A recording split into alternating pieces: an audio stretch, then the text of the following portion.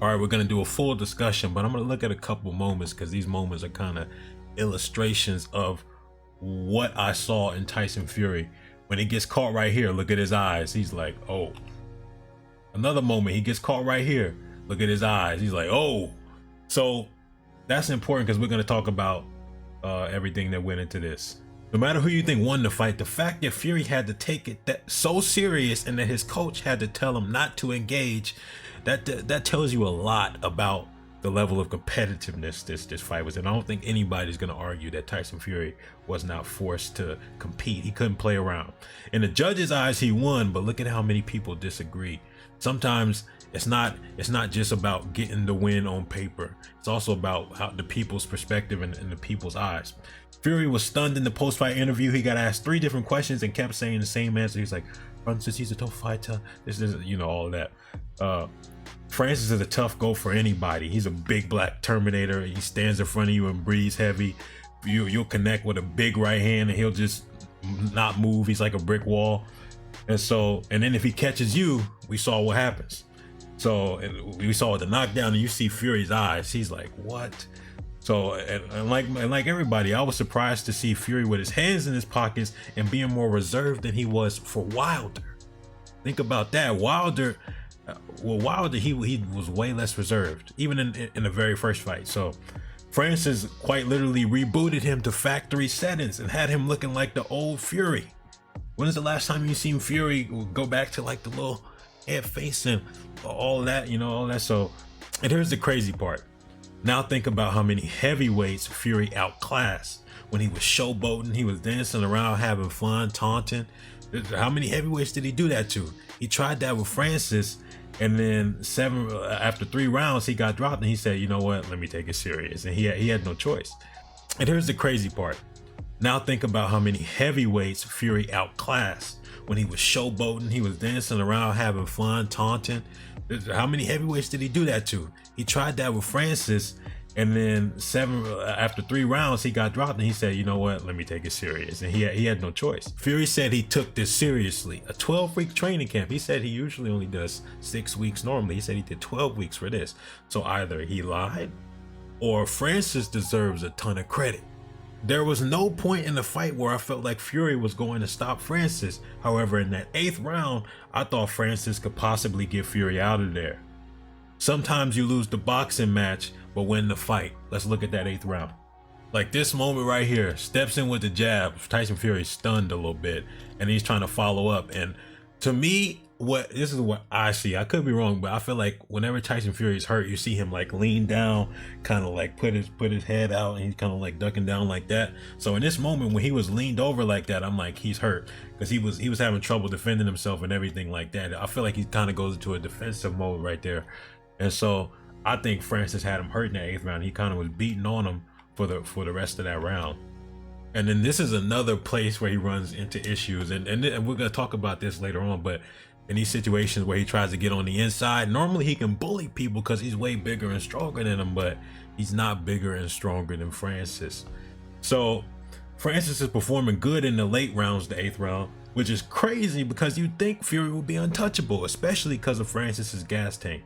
Some fighters we know to have suspect gas tanks. I always said Ngannou's gas tank isn't suspect, it's convicted. We know his gas tank is trash. So I knew he was going to be breathing heavy after a couple of rounds. That's why I thought Fury was going to get him out of there in like 4. And he did slow down. Ngannou got real slow in like the 5th, 6th and all that. But in the 8th, he put on a dominant performance. But that's just what makes this performance even more impressive. The fact that he slowed down and got tired and still won the 8th round the way he did. This fight also made me think about something else. Whenever I always looked at Fury, I saw a good fighter, a really good fighter actually.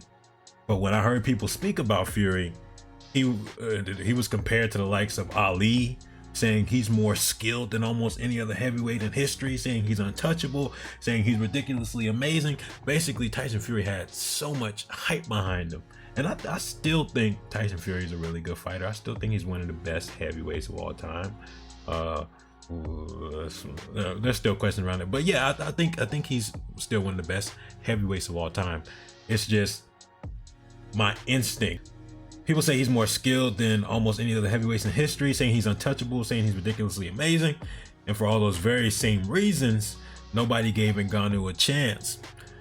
But an idea I'm walking away with here is trusting my instincts more, because I heard all the hype, I saw all the hype, I understood where it was coming from to see a big man, you know, that nimble and stuff like that. But I think the way I always saw it is that he wasn't that nimble, he wasn't that crazy skilled. He is skilled, he has great feints and all that, but what it is that it's the size with those skills made the skills overblown. And so that's what I always thought about him. And then here we kind of see it in the third Wilder fight. We kind of saw it as well. He's getting a little bit sloppy nowadays. Is he still the best heavyweight boxer in the world? It's possible. Him or Usyk? I think Usyk's better. I thought he was better before this. I think he's better now, and I think he's better leading up to the fight. But what Fury was supposed to wash Ngannou, and either he lied about the training camp or there needs to be some explaining done. Also, this demonstrates a lot of the reasons he dominated Wilder was because of that size advantage and strength advantage, which is what I was talking about a couple minutes ago. He could lean on Wilder, bullying, framing, and all that. And when he tried that on Francis, it didn't work out too well. You can see a freeze frame up when he tried that. So now here's arguably the most important part. This is about Francis. So it's time to give Francis credit. This man has been doubted so many steps along the way. When I was a baby, because he's like 38 and I'm like 21. When I was a baby, he was extracting sand from mines to put into bags, and I didn't even know that was a job. You know, people actually make sandbags. He was one of those people. On top of that, when he came back to fight for the belt against Stipe, he was supposed to lose because he got beat up the first time, but he improved and won the belt in dominant fashion. Then he was supposed to lose against Cyril Gane because they sparred, and a lot of people said Cyril Gane was more skilled, this and that. He won again. But then when he left the UFC, he wasn't supposed to find a deal because he was asking for too much money. He got the exact amount of money he asked for and found a deal. And then people say he was asking too much for when he wanted the whatever promotion he signed with. He wanted them to build facilities in Africa. He got that too. And then people said he wouldn't be able to get a Tyson Fury fight. He got that too. And then people said Tyson Fury was going to wash him, he was going to bully him, it wasn't going to be competitive, but he proved that assumption wrong as well. This story is the perfect representation about what I love in combat sports. It's not just about fighting in a ring or cage, it's about fighting for greatness, for legacy, for improvement of your life and the lives of others around you. So this is dedicated to Francis Ngannou, who is a crazy, big, inspirational figure who's always proving people wrong, always winning despite the odds. And we'll just keep it right there. Like and subscribe, look out for more, because we go in-depth, nuance with discussions like this, but we also go in-depth with analyses as well. All you got to do is look at, for example, the Shakur Stevenson vid, but we do it with kickboxing, boxing, MMA, Muay Thai, and we learn and break down the science of all of that. And so if you love that stuff, then this is the place for you. Immortality Serum out.